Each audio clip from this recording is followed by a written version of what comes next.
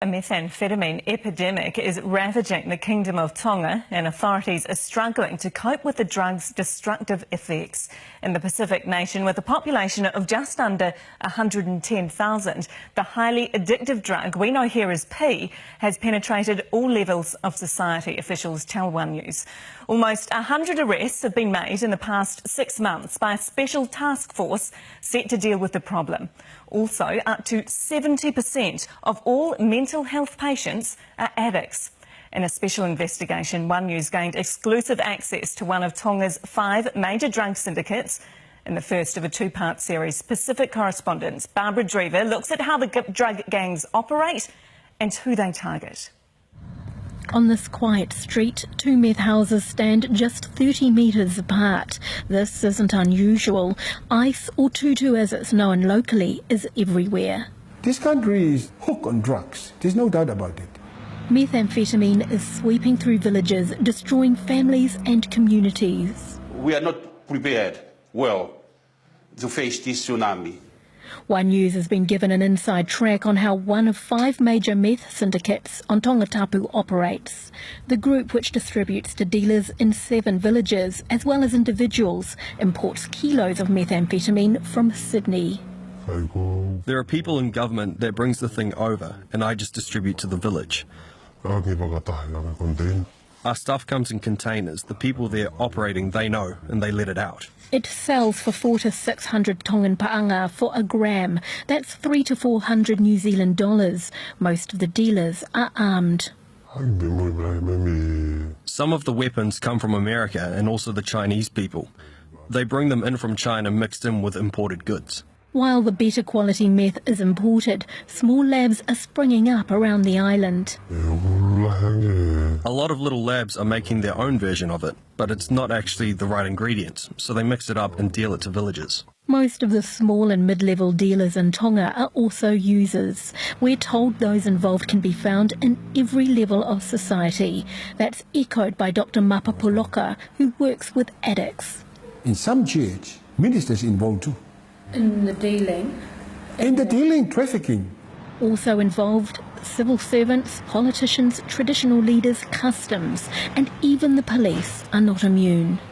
We need people with courage, integrity, because network of dealing drugs, they have the money, they have the people, and they are very strategic and powerful.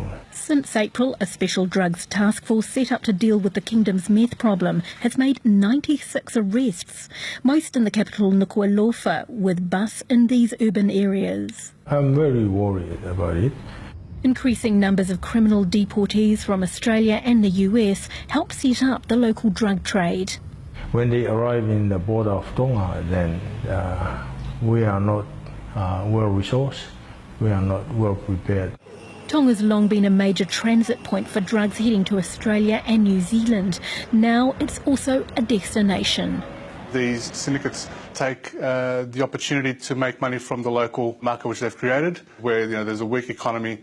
They're seen as easy targets. Even Tonga's children are being targeted. The usage of meth in Tonga is rampant to the point where dealers are encouraging kids to try it because they know that they'll have a client for life.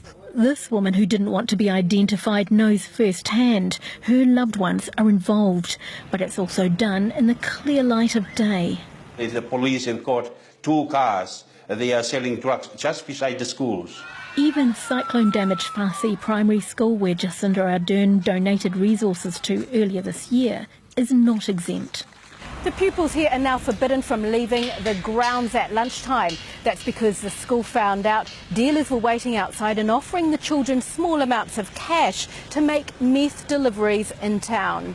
For this small island nation, the growing scourge of meth is devastating. Tonga now coming to grips with its new title, the Kingdom of Ice. And Barbara is with us now. Why should New Zealand be concerned about this, Barb? Well, we've already seen New Zealand's biggest meth bust in Northland last year, 500 tonne of meth, and there were Tongans involved there. In May this year, a man was arrested at Tonga's main international airport with more than $1 million of meth on him, his destination, New Zealand. So we're already seeing the impact here. But the fear is that while Tonga's meth labs at the moment are very small and very basic, I'm told the quality is terrible, that will change. And when it does, we can expect to see that and other illegal substances on our market here in New Zealand. And you've got more on this tomorrow, Barb. Yes, absolutely. We are looking at more revelations from the drug syndicate on how it operates in Tonga, and also how some of the addicts are funding their problem. And there are some surprises there. We are also, more importantly, talking to Tongans themselves who are devastated at how their communities are being ripped raw by methamphetamine, and also by individuals, some of them very prominent, who are dealing in this. So there are Tongans fighting back, wanting to protect their families and their communities. All right, thanks very much, Barbara Drever.